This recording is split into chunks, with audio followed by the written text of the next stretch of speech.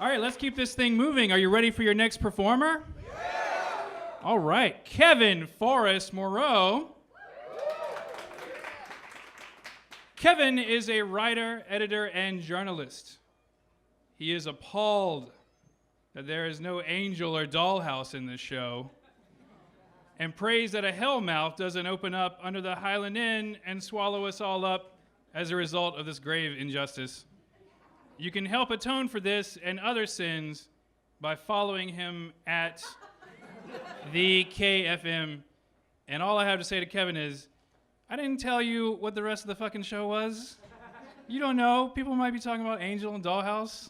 We might even get that guy who won't shut the fuck up to come up and talk a little bit about Whedon. So please. So please, applaud both Kevin and the trailer for the Avengers Age of Ultron!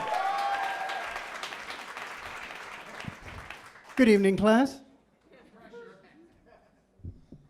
This is an audio-visual presentation, so I'll just need to make sure you're not in the way of the cool visuals. Good evening, class. My name is Professor Kevin Forest Moreau, and this is Comparative Whedon 101. Today we'll be deconstructing the trailer for Avengers Age of Ultron. Now, from the opening scene, one can immediately identify this film as one of Joss Whedon's works. Note the casual, jokey interplay between the characters, a Whedon staple. In fact, Whedon himself has often said that characters are far more important than any story. You just throw some interesting people together, boom, there's your story. As in his most enduring work, the effervescent classic Buffy the Vampire Slayer, here Whedon models his core cast of characters on a beloved pop culture property. You may recall that Buffy Summers and her friends frequently referred to themselves as the Scooby Gang, and the similarities are rather striking. Sarah Michelle Gellar, of course, went on to play the similarly vapid Daphne in those dreadful Scooby-Doo movies.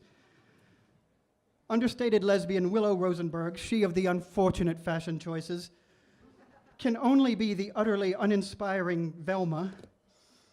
Stuffy Giles is, of course, prepster leader Fred. Wisecracking Xander Harris could only be Shaggy. And who else could be Scooby himself but that lovable lycanthrope Oz? But I digress. The Avengers, on the other hand, as Whedon portrays them, are clearly modeled on a very different pop culture collective. The Breakfast Club. Think about it. The Avengers do not, nay, they should not play well together. They don't belong to the same clique. In the hallowed halls of superhero high school, they're not going to hang out with the Fantastic Four. I mean, well, obviously, by definition, only 4 people can be in that gang. But they didn't share the crucible of being bombarded with cosmic rays, although one of them did survive the painful experience of starring in a couple of crappy movies with Jessica Alba.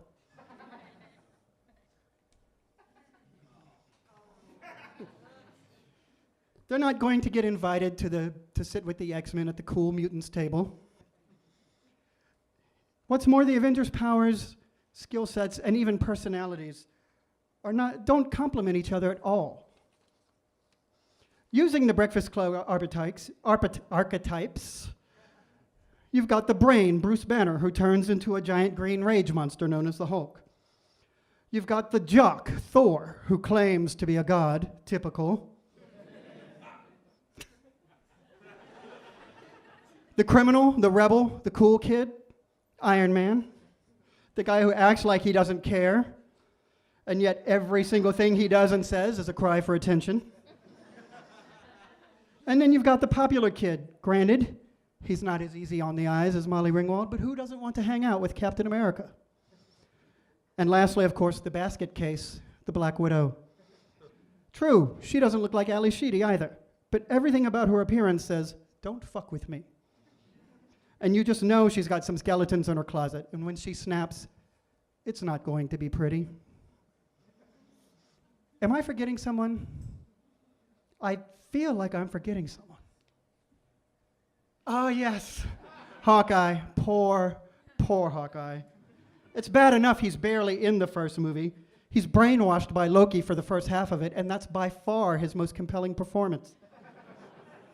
In this trailer, again, he barely registers. Don Cheadle gets more lines in that opening scene, and he's not even an Avenger.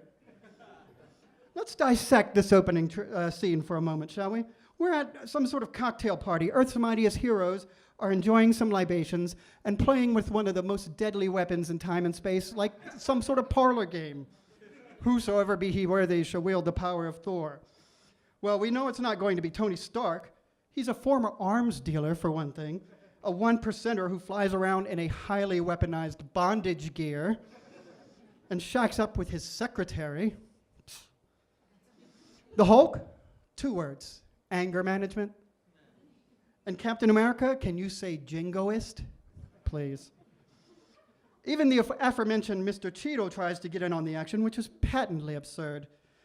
Thor's hammer is one of the most powerful objects in the universe. Who ever heard of that kind of power resting in the hands of a mere sidekick?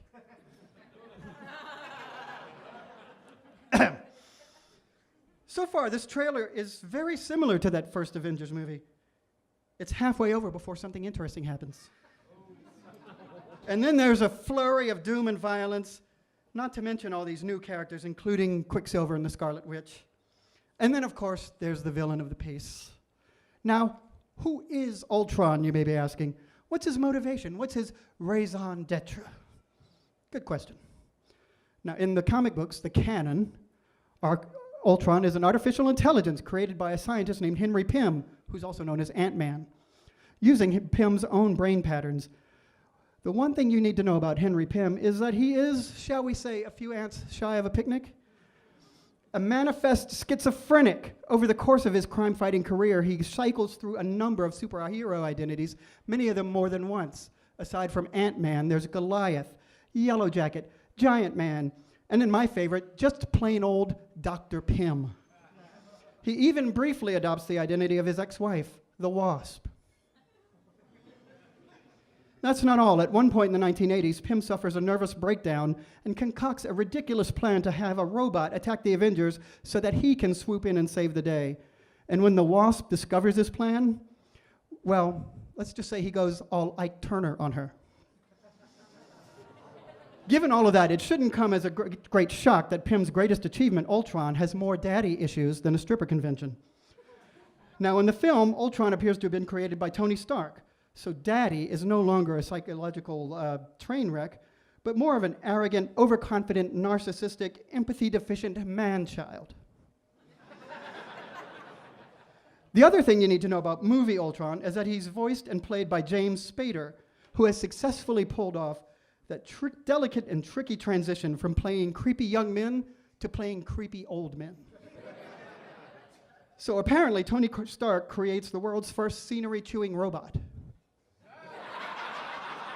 Okay, maybe the second. Anyway, movie Ultron's origins may be a little different, but his goal is the same, to destroy humankind. That ends today's lecture. Pop quiz tomorrow.